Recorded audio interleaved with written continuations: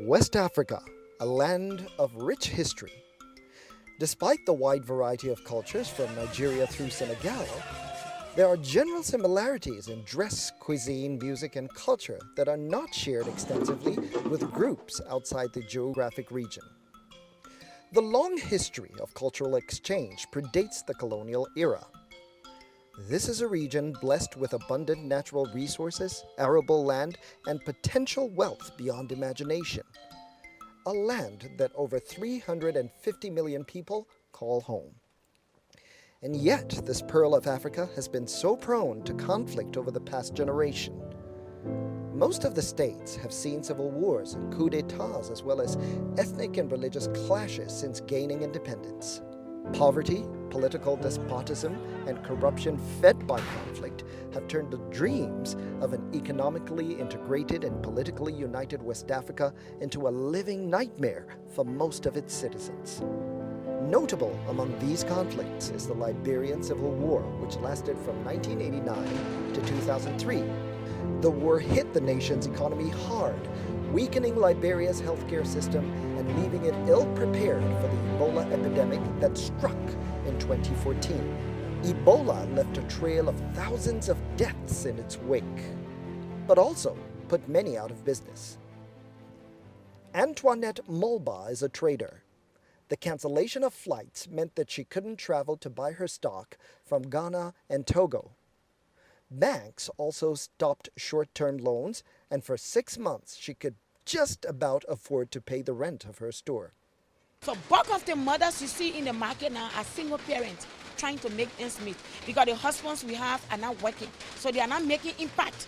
Some of them have been affected from the downsizing. So they are not working now. So everything is like resting on the business, and we are only depending on the bank loans to pick up. But many others were not so lucky. More than half of the population were put out of work.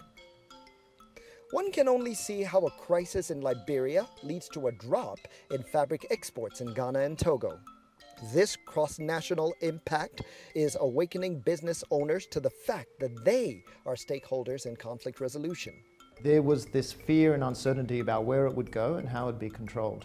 And that meant a lot, I think, across the board. There weren't many of the major investors that stayed where they kept their core staff in country.